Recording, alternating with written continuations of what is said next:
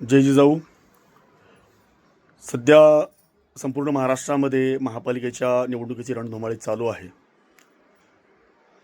आणि अनेक ठिकाणी अनेक महापालिकेमध्ये बिनविरोध उमेदवार निवडून आल्याची घोषणा केली जात आहे.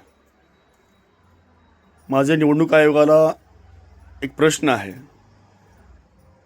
की आपण जे मशीन निवडणुकीला वापरणार आहात त्याच्यावरती नोटा हा पर्याय दिलेला आहे.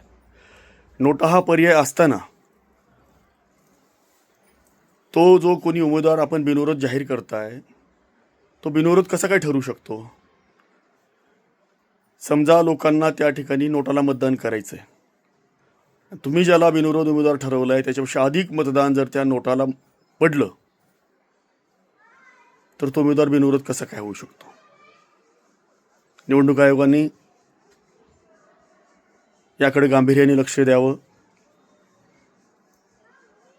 ज्या पद्धतीनं आज बिनविरोध काढण्याचा प्रयत्न अनेक ठिकाणी चालू आहे, हा प्रयत्न लोकशाहीसाठी अत्यंत घातक आहे.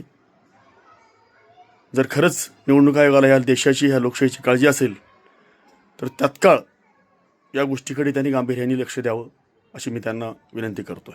धन्यवाद.